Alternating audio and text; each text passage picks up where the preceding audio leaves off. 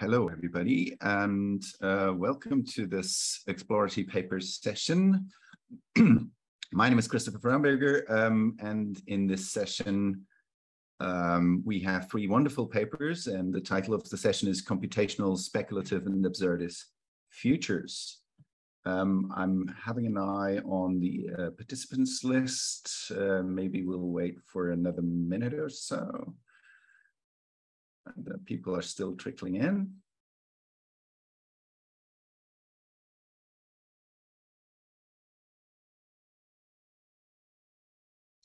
Right.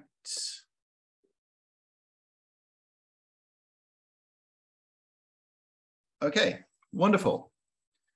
So, as I said, my name is Christopher Framberger. I'm Professor of HCI at the University of Salzburg, and this is the exploratory paper session on computational, speculative, and absurdist futures. We have three wonderful papers for you today, and we'll have enough time to ask questions immediately after each paper presentation, as you have seen just in the full paper session.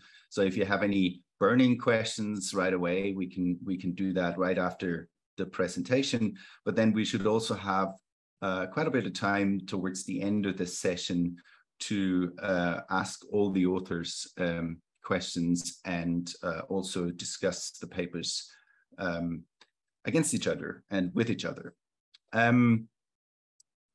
As usual, I want to maybe start with an acknowledgement of the traditional custodians and territories. Colin, if you could advance the slides for me, please. Thank you. So as an Austrian, I grew up and live on land that lies at the heart of Europe. And while this is a place, of course, that has seen much violent turmoil, it never has been colonized as such. However, at least historically, Austria, of course, was one of the powers that built its wealth on invading and exploiting many other territories. Charles V of Habsburg boasted that his was an empire in which the sun never sets, comprising of lands across Europe, as well as Mexico and large parts of the South Americans. So I want to acknowledge the historical role of my country in colonization, as well as points to the ongoing exertion of power by Western countries on these lands by various other means, mainly economic. So without further ado, I want to bring us to the first presentation. Oh no, first I need to kind of say something about the Being Together guide. Colin, maybe the next slide, please. As with all the other sessions, I want to kind of point you to this Being Together guide published by PDC and ask you for respectful kind of being together, asking questions, being mindful about differences, and do a deep listening and a respectful discourse. You've probably seen all that, and from my experience, I know that PDC is that kind of community, but it's worth reiterating, I suppose. Good. Can we advance to the next slide, please, Colin? I want to bring us to the first paper, which has the title on Cultivating the Installable Base by Roel Roscam Abbing. And I would like to ask Colin to play the video, please.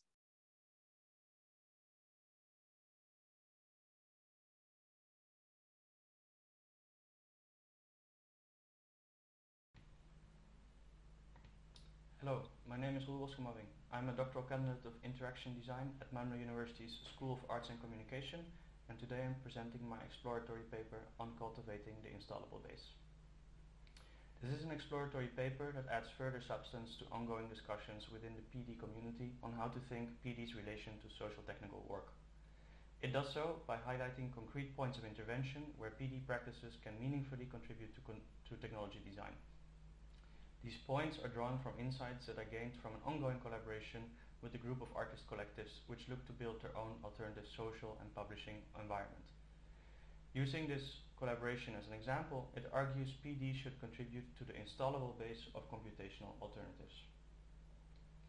The background to this paper is a discussion within PD of a few years ago on whether and how to recenter both the strong tradition of values-based and political work within PD, but also the technical nature of that work. Korsgaard, Klokmoeze, Butker, in their 2000 paper, Putting the T back into Social-Technical Research, for example, call for PD to commit to the creation and research of computational alternatives. These they see as concrete technological artifacts and practices that, quote, make us see possible worlds alternative to the actual world. In addition, in a 2018 paper, Butker and King argue that PD ought to have a concern for influencing our common technological future, a process which, among others, calls for working with working prototypes as a concrete research outcome. To make my argument, the paper draws on the notion of an installed base drawn from Susan Lee Starr. To summarize, the installed base is the pre-existing context on which an infrastructure can be built. In the paper Information Infrastructures and the Challenge of the Installed Base, Anastad, Crisot, Hanset and Vassilakopoulou reflect on the notion of the installed base. They argue the installed base and infrastructures are not something which are just built, but which are instead grown over time out of and with existing installed base. The installed base is less a set of givens and more the preconditions which can actively be shaped.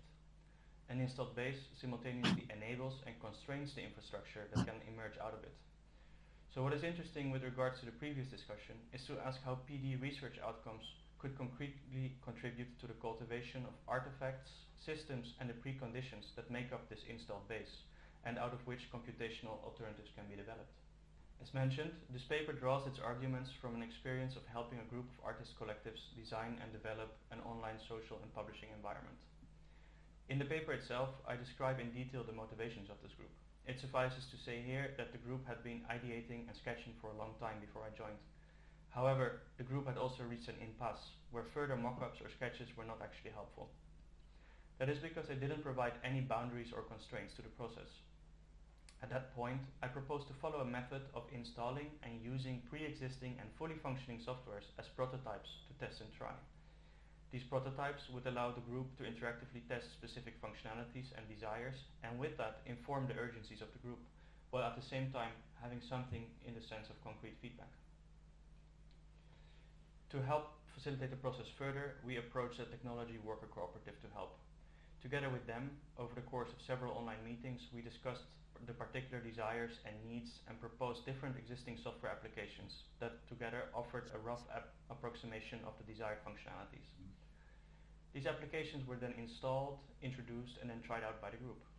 This allowed people to try a particular application and help confirm the direction of inquiry without having to commit to anything in particular. With this way of working, we had a system that allowed us to start addressing some of the questions that naturally followed from the mock-up sessions by practically investigating them. These pre-existing applications thus served as advanced prototypes. The goal of these sessions was not to find the ultimate software package which could satisfy all requirements, but rather to consider how different existing applications could fit together as an ecosystem of tools that together could be combined and integrated to form this online environment.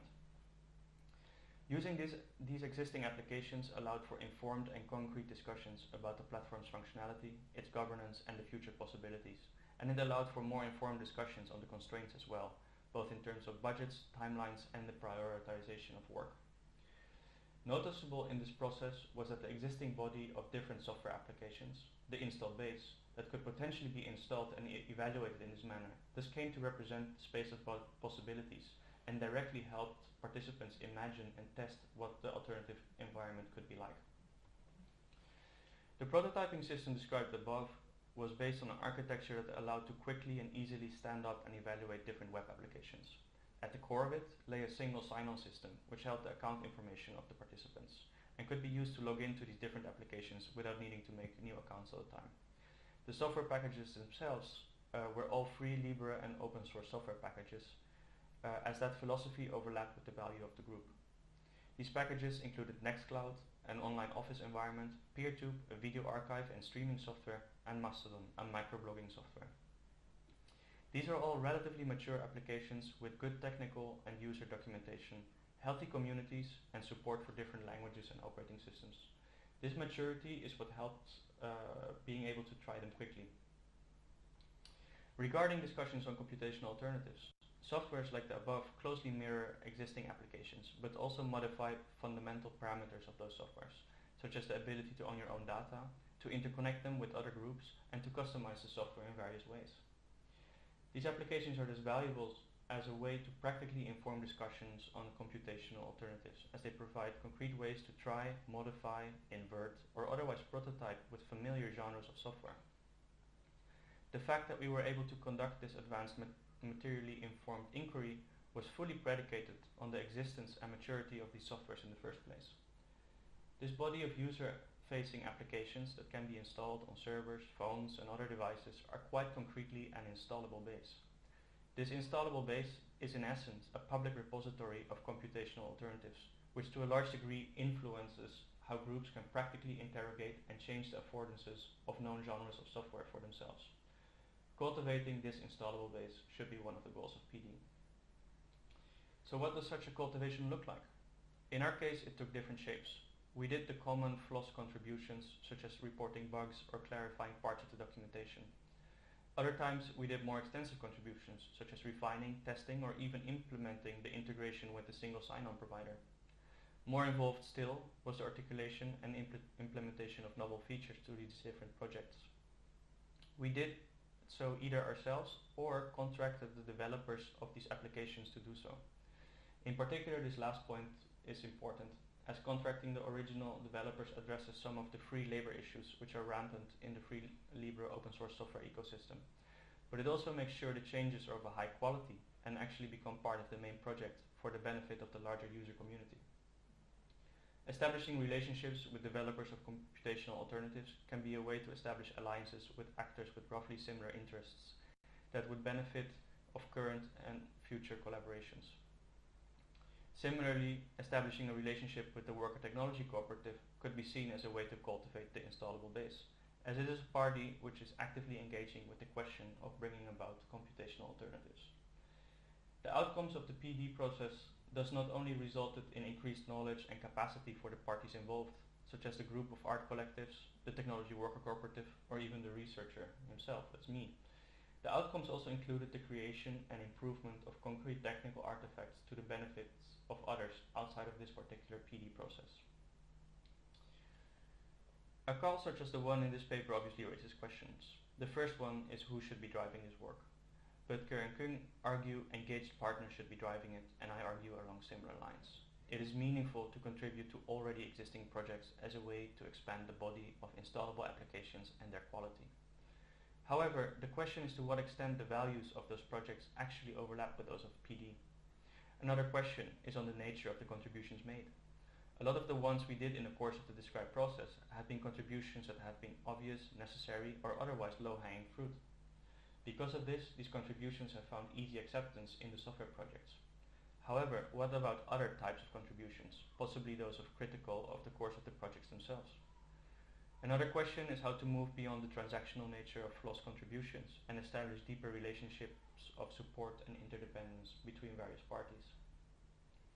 Finally, calls for computational alternatives might fundamentally go deeper than what FLOSS and especially existing projects might be able to offer. If one wishes to address the issues with Twitter, for example, perhaps an open source version of Twitter is not the way to go. This also highlights one of the shortcomings of the employed methodology. To come out of the impasse of mockups and sketches, it was very useful to be able to work with a catalog of pre-existing software applications. Considering the resources available to the projects, perhaps it was also absolutely necessary.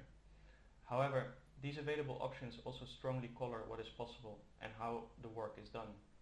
This risks favoring solutions over genuine inquiry into the needs and possibilities, and risks reinforcing pre-existing genres of software and their inbuilt assumptions. However, when one develops digital infrastructures, one always departs from an installed base. Recognizing this installed base as something which can be shaped and cultivated over time, and recognizing its role in allowing groups to reconfigure their relation with complex systems, whether inside PD collaborations or outside of them, is important. and I would say working on concrete technological artifacts is a way to facilitate this process. Thank you very much.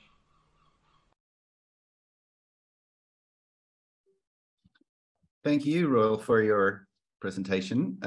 So I'm just going to have a look at the chat, whether we have any immediate questions. I think Maurizio already has posted one. Maurizio, do you want to unmute yourself and ask it for yourself? Yeah, thank you very much. Thank you for the paper. I really loved it. And maybe you said it and I lost it, so I'm sorry, but I'm wondering, how have you selected the software you have decided, specific pieces of software that you have invested on and decided to include in what you call the installable base, that I get is how you refer to a kind of repository of computational alternatives? Yeah, thanks for the question. I actually didn't mention it in the video, but it's described in the paper. So these particular softwares, we chose them based on this mock-up process and this kind of needs finding process. And then in conjunction with this technology cooperative, we were looking at which particular pieces would fit most of these requirements, but also if they would be the ones we want, would they also kind of stand the test of actually being used? So are they mature enough? Can we rely on them? These kinds of questions. So we were looking really to find more kind of mature projects where we had heard others having good experiences, etc., etc. Thank you. Wonderful. Then I would, if there are no other immediate questions, I want to move us on to the second presentation, please, Colin.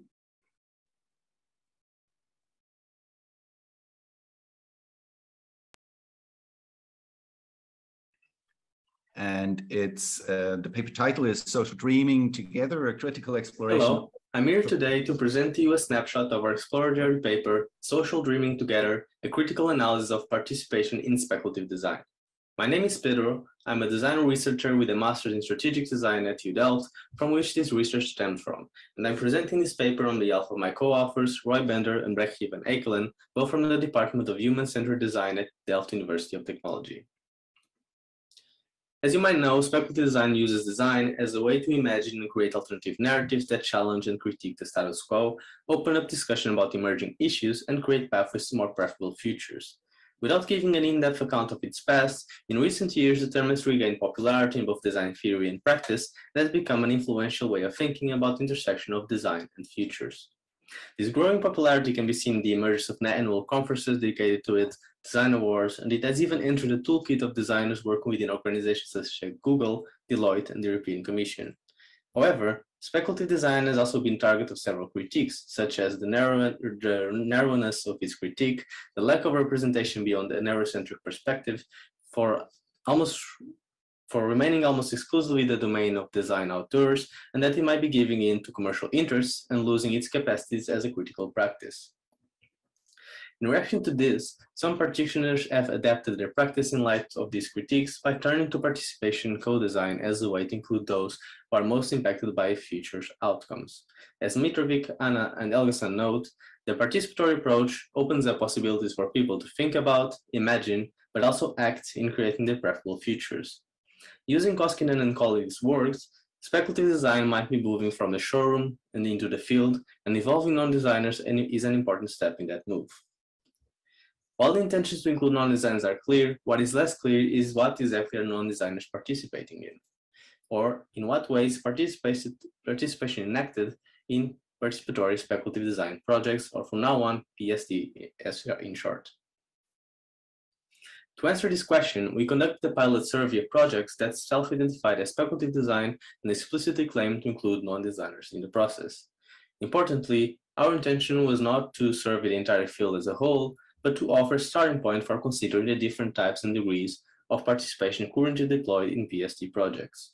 In total, we collected 66 projects that span almost 2 decades, and after coding the selection twice, First, using the deductive approach by clustering forms of participation in line with established frameworks like Einstein's, EIP2's, or Pretty's typology of participation. We then took an inductive approach so we could capture the nuances of the projects. From the analysis, we suggest a taxonomy of participation in speculative design with 8 categories of participation spread out through 4 levels of engagement. This is what we'll present now. The first category, which we call spectatorship, we don't consider a form of participation at all, but include it here to establish a baseline for comparison. In this case, non-designers take the role of an audience and look at possibly interacting with the finished speculative designs. And in speculative designs, we mean artifacts, scenarios, and narratives. In the project's Mitigation of Shock by Superflux, the designers created an immersive installation set in 2050, portraying an apartment in a future where living conditions are adapted to climate change. While non-designers are transported to these futures almost if they were there, the communication is mostly one-directional, and visitors have no influence in the decisions that designers took to reach this particular installation, the artifacts, or the scenarios portrayed. Next level is involvement. As Ray Cornwall notes, being involved in the process is not equivalent to having a voice. The second level includes 2 categories, reflection and inspiration. Reflection tends to happen at the end of the process, when designers create artifacts that elicit a reaction or response from non-designers as a way to open up discussion or as a research through design tool to tap into participants' experiences. Taking the example of the project's Future of Aging by Strange Telemetry on the top right, this project was done in collaboration with the UK Government Office for Science, and the designers created these high-fidelity images that then were printed into posters and used and served as a guide for a creative workshop with elderly. So the speculative designs was a trigger to elicit, to understand their aspirations, their concerns, and their needs in the future.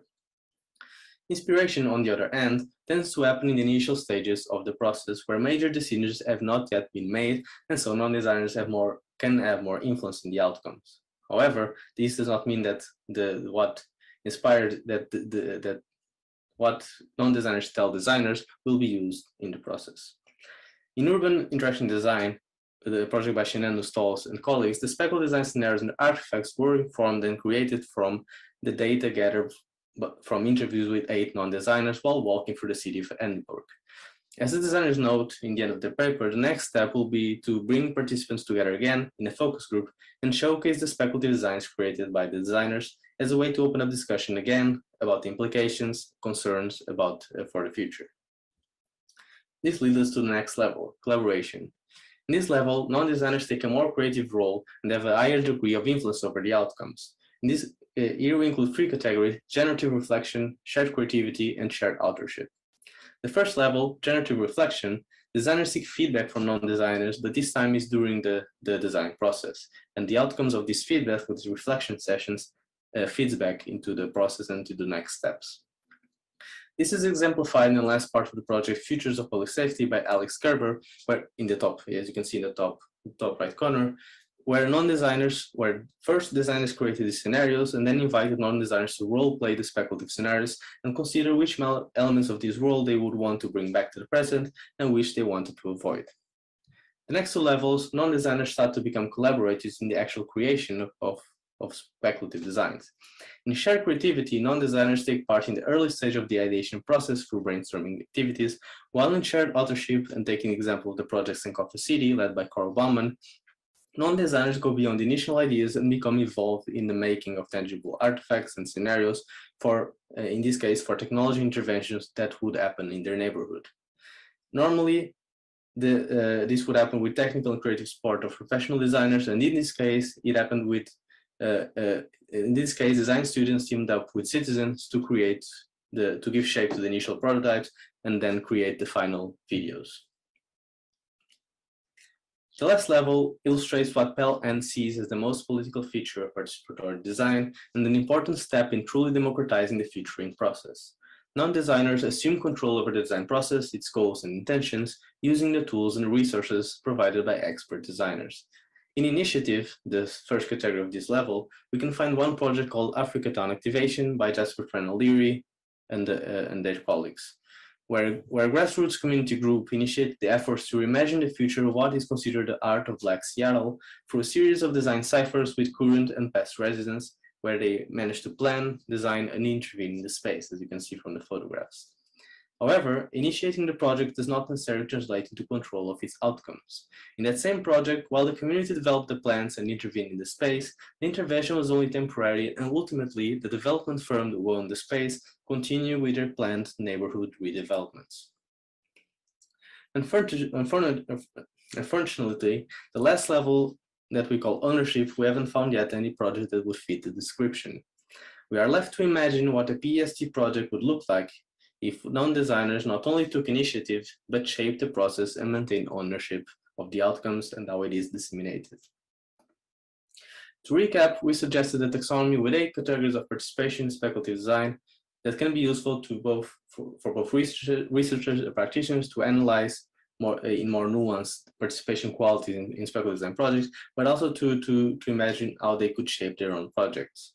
In the end, we looked at just one factor that might be influencing this possible move from the showroom to the field, but future research might also look into the intentions, challenges, outcomes, and shifting roles that designers play in different PST projects. For example, how is the process managed and who is managing the process? What are the main challenges?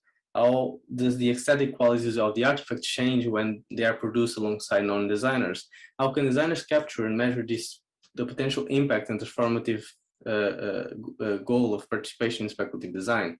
And how do designers perceive their own role when engaging in participatory speculative design? Do they identify as facilitators, mediators, curators, or agents of the public imagination? As I started from a quote from a recent book on speculative design, I will also end with one from the book that popularized it all a few years ago, and suggest that we don't need just to facilitate the dreaming process as designers, but be intentional in the ways we do it and question our role in it. Thank you for your attention, and if you have any questions, remarks, or feedback, feel free to contact us through the email on the screen. Wonderful. Thank you very much, Pedro, for this wonderful presentation. And again, I'm asking people to maybe submit any immediate questions. And I see one in the chat already by Ned. Do you want to unmute yourself and ask it, or should I read it? I can unmute myself. Thanks, Pedro. I really enjoyed that. That was a really good sort of taxonomy, and I'll definitely use it and, of course, cite you. I was wondering if you know of examples of ownership sort of outside scholarly publications. I just wondered whether, I assume there are examples in that category, but they might not be reported in the sort of publications that you looked at, given that they don't sort of involve design researchers. Yeah, that's certainly one of the, and thank you for the question. That's certainly one of the limitations of the research that we had to focus and scope it to the project self-labeled speculative design, and especially when you get to this more autonomous, almost design process where it's fully ownership. There's not designers involved. They won't use the word design, much less speculative design. It will not be documented in the same way. So that for sure was probably a blind spot that we couldn't find these projects of ownership, and maybe it would even be difficult to find in the future unless there's a specific research that focuses on this ownership level, which should be quite interesting. But yeah, possibly there are some for sure. Thank you, Pedro. And maybe just a quick follow-on on that.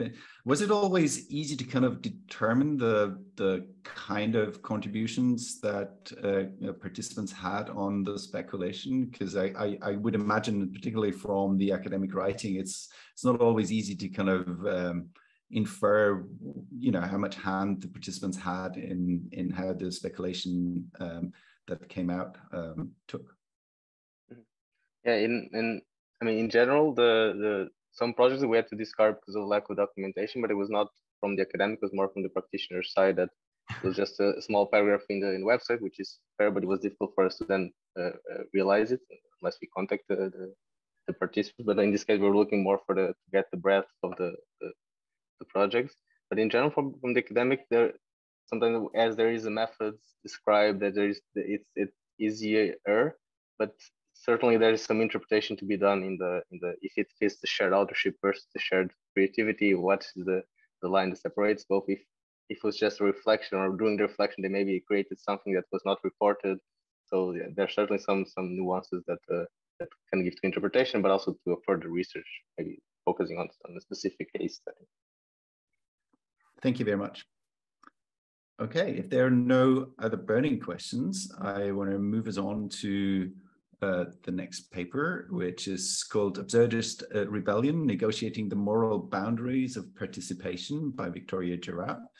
And I would like to ask Colin to kind of bring up the video for us.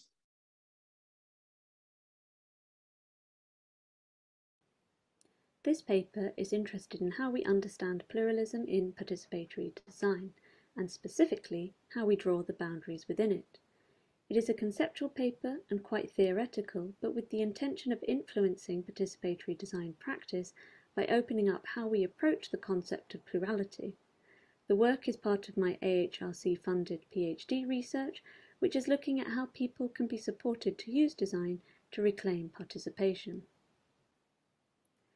Christopher Kelty reflects that participation is often reduced to a formatted procedure of consensus building.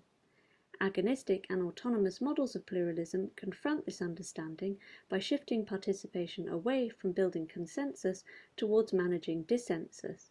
In recent years, participatory design has begun drawing on these agonistic and autonomous models of pluralism to inform its own practices. Agonistic pluralism is a theory of democracy that emphasizes the positive aspects of conflict within politics. Mouffe and Leclau assert that while in politics the multiplicity of conflicting perspectives can never be completely reconciled, new hegemonic articulations which express shared ethico-political values of equality and social justice can establish a frontier between the people and the oligarchy in ways that bring together manifold struggles against oppression. To establish such a frontier, existing articulations of the oppressed must be destabilized and rearticulated in ways which collectively differentiate them from the oppressor.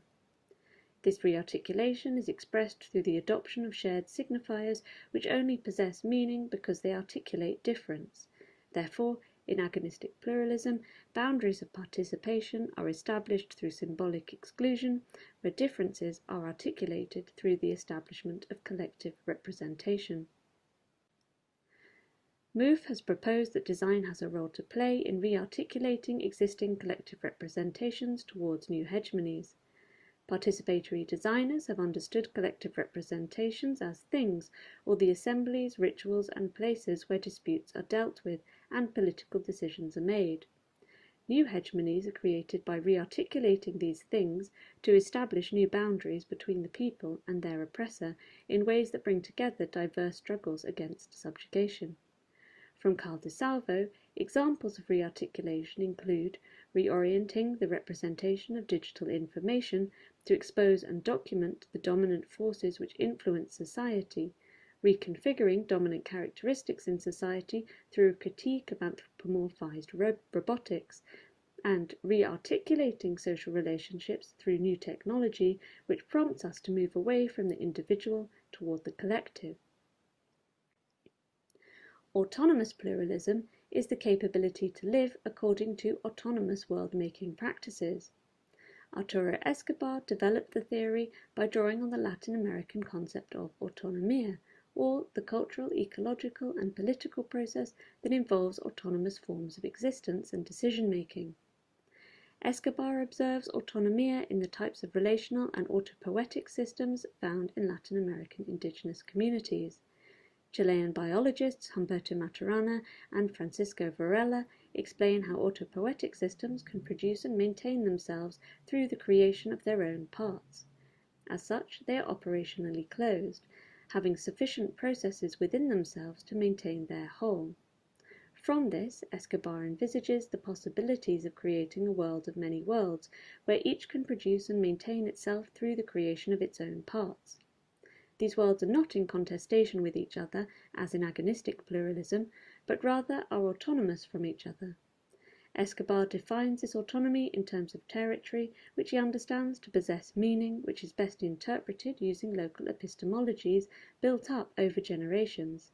Therefore, in autonomous pluralism, boundaries of participation are established through symbolic exclusion determined by shared articulations of territory. Escobar draws parallels between autonomia and ontological design, which asserts that as we design the world, it acts back on us. As such, we should aim to design things that act back on us in sustaining ways. For Escobar, such sustainment is best achieved at the local level, where every community can practice the design of itself with dignity. This is particularly meaningful for participatory designers working in the Global South, where design approaches originating from the industrial practices of the Global North often fail to grasp alternative ways of designing. Attempts to decolonize practices have led designers to develop onto epistemic approaches to participatory design, where local capability and knowledge provide the foundations for design collaborations. Autonomia provides a way for designers within and beyond the Global South to support participation in non-hegemonic ways of being. Agonistic and autonomous models of pluralism express shared ethico-political values among some people by establishing a representational boundary with others. Absurdist philosopher Albert Camus explains, however, that most attempts to articulate togetherness through representation, whether they be attached to a god, a king, a place, or a worldview, end in violence. Escobar himself notes that, in their search for autonomy, some slide back into developmentalism, others are subverted from within by their own leaders, still others reinscribe older forms of oppression or create new ones. Similarly, Mouffe admits that the populist moment generated by agonistic action may open the way for authoritarian solutions. Further, within participatory design, both agonistic and autonomous practitioners have reflected that what began as action shaped by morality becomes action shaped by representation, of labs, of budgets, of universities, of partners, of citizens, cities and nations.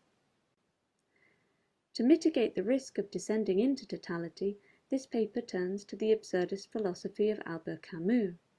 Camus' ultimate concern is man's failure to deal with the creeping realization that their desire to find absolute meaning in the world will ultimately be unfulfilled. Solidarity for Camus is therefore not about asserting or protecting some shared meaning. Rather, solidarity is brought about by acknowledging the collective experience of lacking a shared meaning or a lack of collective representation. Such a collective experience can ultimately be unfulfilling, frustrating, and violent. Camus argues, however, that individuals must work to dispute the extent of this violence by setting limits on freedoms. These limits emerge through a series of rebellious acts where each individual action approximates a new limit. As Camus states, I rebel, therefore we exist, which is to say, I acknowledge that we share the experience of existing without any absolute meaning, and I want to make the suffering that this causes more tolerable by working together to set appropriate limits on our individual freedom. Through rebellion, moral rather than representational logic bound participation by continually redefining the limits of individual freedom within a collective. Design has yet to draw directly on Camus' conceptualization of rebellion. However, other design practices have affinities with his absurdist thinking. For example, the critical design practices described by Matt Malpass frequently work to reveal the portrayal of moral logic underlying the assertions of truth embedded within existing or emerging representation. Malpass, however, doesn't necessarily see these rebellious design practices as moments of solidarity in the way Camus might describe them. Rather, he considers them to be examples of a top-down practice where the user is seen as a reactive participant. Therefore, for him, critical design is distinct from more participatory social design practices which view people as active participants in a critical inquiry. However, rebellious design is frequently performed by non-designers. For example, punk's subversion of tartan, the suffragettes' vandalism of pennies, and the Barbie liberation organization's hacked dolls. Further, people frequently offer up alternative performances to those scripted by designed things, including children who queer Barbie or subvert the idealized storylines offered by toy manufacturers. Such examples imply an innate capability among people to rebel through the practice of design. With this in mind, designers might create absurd infrastructures akin to the participatory agonistic infrastructures developed in response to Mouffe and McClough.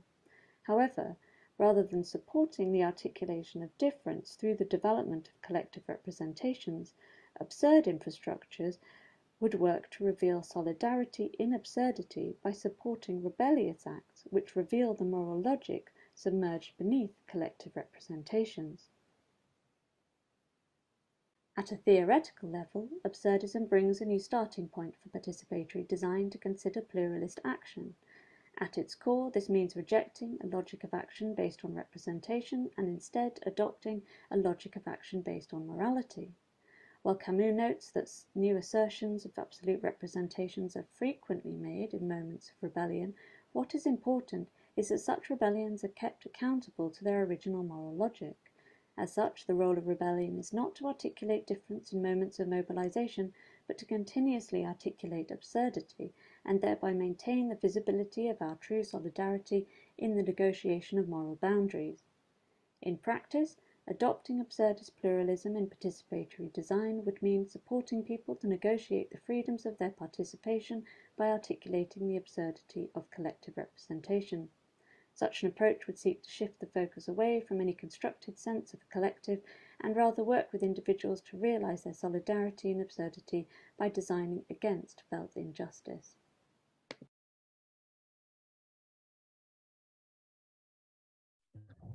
Thank you very much, Vicky, for this wonderful presentation.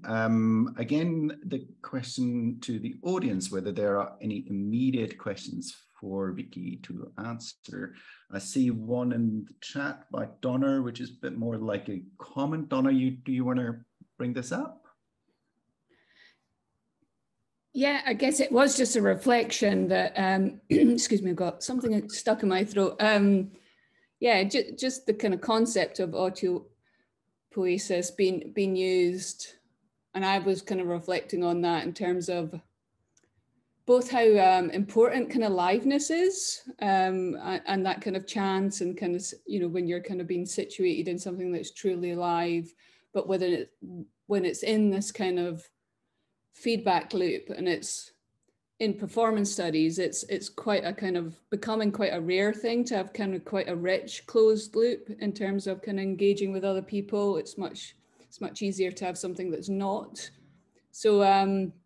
So yeah, I'm just putting that out there for the room if anyone else was interested in that kind of, you know, theoretical kind of notion, just because it's, yeah, and as I said in the chat, there's been lots of different kind of digital artists and media performers using technology to perpetuate that and try and achieve it, or kind of, or even just foreground it to make people aware of what being together and in a closed loop means as humans. Yeah, so not a question, but maybe one that the presenter might riff on a little bit if there's time. Thanks, very interesting. Thank you, Vicky. Sorry, thank you, Donna. Vicky, do you want to comment? I mean, maybe only briefly, it reminds me a little bit of, especially performance-based, the idea of ritual. And I think, and that's a closed space, like for looking at, patterns of rites of passage, kind of where change is happening, where you confine. I've been looking a little bit at that in terms of where absurdism and the destruction or degrading of representation, and maybe you need those closed spaces. So this is a continuation from the paper, and where I'm going at the moment is maybe there is a need for those closed spaces in that, and there's a transition periods. But that's all I can thought. No. Thank you. Reading your paper, I was also wondering, you know, the kind of negotiation of moral logics that you're calling for. How does that not also end in representational kind of otherness in terms of you could negotiate these moral boundaries and then you know, say like we believe this and the others believe that, and then again you would have the same critique that you articulate earlier against kind of agonistic and Arturo Escobar's theory, that it ends up in a quite unhelpful representationalism.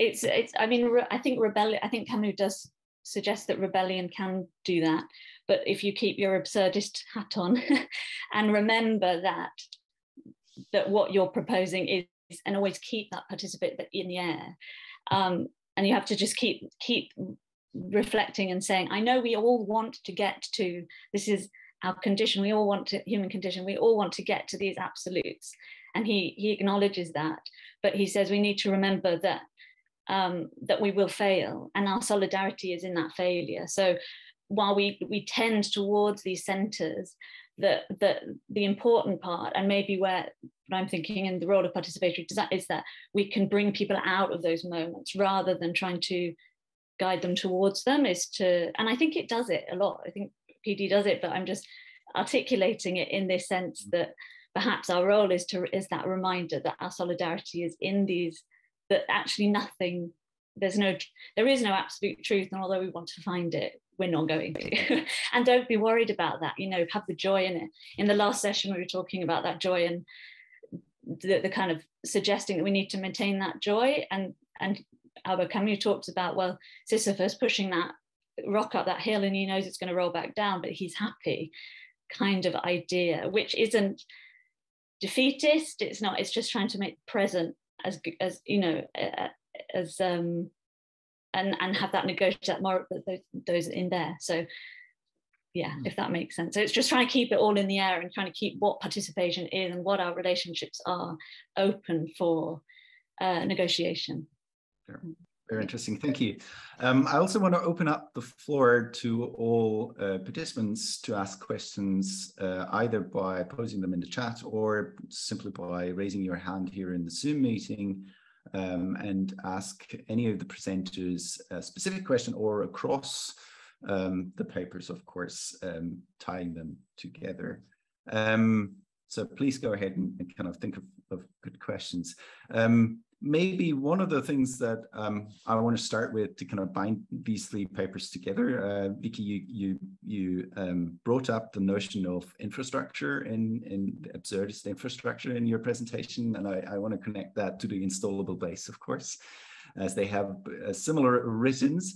What does that, and maybe to both of you, what does that really mean to kind of take this kind of thinking towards infrastructuring or creating or cultivating installable bases? I can go first. I think, yeah, sure. I thought that was really interesting, the installable base, and thanks for reminding me about it, because I think I see in these, these rebellious acts that people do, I see there's an absurdist, like a rebellious kind of base, and of which we can build on, and we can build the capability of that. So that's where I see that that link there, is that it wouldn't be computation, but where can PD kind of take that install base already and say, how can we lift that up and make it make those already existing design actions? And it perhaps links a little bit to Pedro as well, that kind of where ownership, where people are doing participatory design and speculative design and critical design on their own back, and you see examples of it all the time, and perhaps it's not captured, but I think how can then PD support that existing activity that's happening, that rebellious negotiation that's happening in terms of how people are participating or not. So that's, I kind of see that link there. Thanks, Vicky. Roel, do you want to comment on that perspective on infrastructures? Yeah, I mean, in the sense, this rebellious nature and this act of like resisting is really in these softwares I described, because there are so much responses against the status quo so they always try to mirror something that exists but do it differently, and a lot of the energy in them goes into stressing how much you're the same but different in particular ways, which are often then also moral statements of like, we do not sell your data, and these kinds of thing. So I definitely think there are some overlaps there. I'm just not sure if these, yeah, just being against, just having that rebellious impulse is enough to, yeah, sustain, for example, these moral foundations over longer periods of time and with like larger groups, these kind of things. But I guess what open software always does is kind of putting that moral negotiation into the center of software engineering, right? And that in that it is kind of kindling a revolution or rebellion.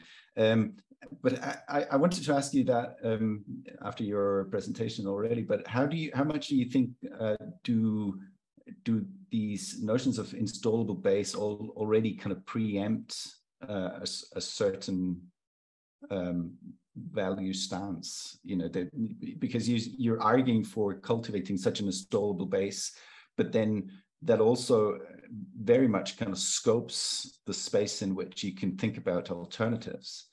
And how much do you think is that a problem for the rebellion?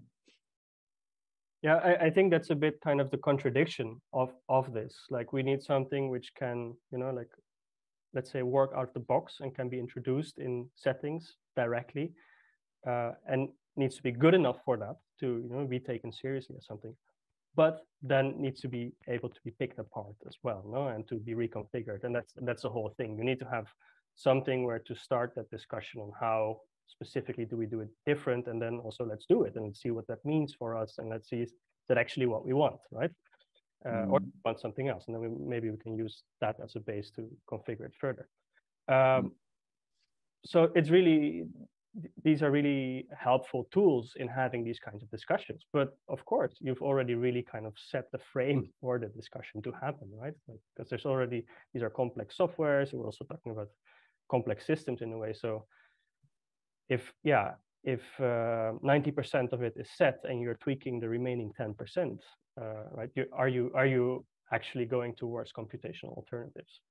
So that's a bit of a chicken and an egg problem, I would say, because if we don't have this kind of, let's say, these small steps that we can make, then it's really hard, I think, for non-specialist participants to really start speculating about how this could be different, and also speculating from, I would say, materially informed perspective. Yeah, it's a really difficult kind of dilemma and trade-off to be made, which is very much embedded in participatory design always, right? It's how much structure do you provide and how much freedoms do you give for thinking about alternatives and rebellions. I want to bring this maybe to Pedro, because some of the examples that Vicky had in her slides were also taken from Caldisalvio's adversarial design, of course, and there are obvious links from this kind of absurdist thinking to the kind of goals and intentions and agendas that a lot of critical and speculative design has. So where do you see the connections, here between this participatory speculation and what we can take from Vicky's kind of more theoretical approach to this? Yeah, I think I was also looking at Vicky's examples, which were quite interesting. And I think so we talked about this paper before the really wide scope, and in the end, for this exploratory paper, we narrowed the scope of it. Before, we had some interviews talking about also how is this process facilitated, like especially because speculative design came now connecting a bit also to the notion of how complete it is. The speculative design has always been a lot about the aesthetics of it, also, or the aesthetics push this alternative role, that they have to be this feature mundane, this real weird thing that pushes you to think, oh, this could exist, but it's not here, it's weird. And then when you make it participatory, there's certainly some trade-offs on the material, on how can you make it this as high fidelity, Black Mirror-ish artifact, at the same time being it from the perspectives of the people involved.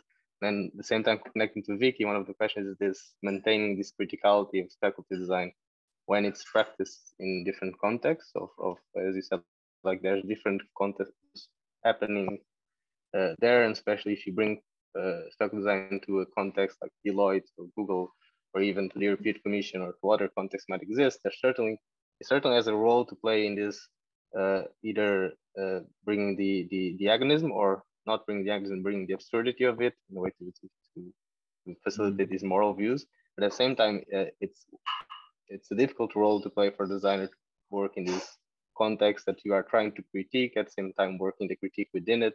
So there's certainly some things to be explored there in this sense of that Vicky also explored. If I could try to make the connections now on the spot. Thanks, Pedro. Yeah. So Vicky, what do you think? What can speculative design be one of the opportunity spaces for negotiating this moral logic in absurdist ways? Is that a medium that particularly lends itself to that kind of thinking or that kind of negotiation? It's a funny one because Camus wasn't one for future hope or historizing, so or like he's a critic of Marx's kind of historicizing of, okay, we have this future and we'll hope for it, or the nostalgia of the past. He was very much like, we exist in the present, and our reactions and those rebellions happen in like a really immediate emotional response to something. However, he also obviously had this fear that things would turn nasty. So that's a kind of speculation, isn't it? A future thinking. So I mean, theoretically, I don't know whether that's where we can kind of go. And I mostly think because people people are existing in the present, and to act in the present, it's a very performative kind of response. And so, and that's why I quite, the installable base and the installed base is quite interesting because it's very performative. It's saying, okay, you've got something to work with here, and you act now to create change, and you're doing that based on how you're feeling at this moment. So yeah, I'm not sure. I'm struggling to really connect that the speculative aspect, the critical aspect, yes, but the speculative, I think, maybe is a stretch. Yeah. I guess also dystopia is speculative, right? So what's that? Also dystopia is speculative in that. Yeah, right? yeah, exactly. Well, he tries to reject all of that. Yeah. So yeah. I just want to say we're very much towards the end of the sessions, and that's your last opportunity for the audience to kind of ask any questions. So we've been chatting away here a bit, but of course, if you have something on your mind that you want to ask, there's still maybe time for one, if there is any. Don't see anything. Oh yes, here, Donna. Yeah, just kind of maybe making the presenters respond to non-academic kind of design usage of critical or speculative. I think it was touched upon, wasn't it, in the early paper about how it's being used by big studios such as Ogilvy, but the industry is, as always, adopting things and trends. And what's our sense of that? Is there an extra responsibility for those using those methods to consider that, or is that okay? I'm just interested. From my view on this adoption, it's speculative design at like a second resurgence, you could say, especially in these big studios, the Primers Conference, the European Commission. Even 2 weeks ago, I saw a role in one of the major banks in the US that called for speculative design. So certainly there's some responsibility there that's maybe not being accounted for, especially because it's losing a bit of critical. It's giving more importance to the speculative, the future part, which is not the focus of speculative design. Speculative design is using the future or alternative presence to think about today in a critical way, and it's taking the speculative as the only output to make these spectacular images of the future. And so it's losing, in my view, a bit of this, or can lose a bit of this criticality. And I think we also saw that recently with DALL-E and all the general AI images that you can generate. Well, the future is using these images. Wow, this is amazing to create future scenarios, but then they are just images that are based on previous images. So then there's no craft in the critical points that we could just generate AI images in the future. There's no critical point to it. Okay. Wonderful. Thank you, Pedro. We need to kind of wrap it up at this point. It's 12 o'clock. Colin, if you could share the one last slide that we've got. I just want to kind of point you to what's happening next in PDC. I think we've got situated actions coming up right now, and then there is a places panel afterwards. And towards the end of the day, there are another 2 very exciting exploratory paper sessions for you to join. And with that, I'd like to say thank you for your participation in this session, and thank you to all the presenters for the videos and their lively kind of comments and sharing their insights. And see you all around PDC virtually or in person later. Thank you very much.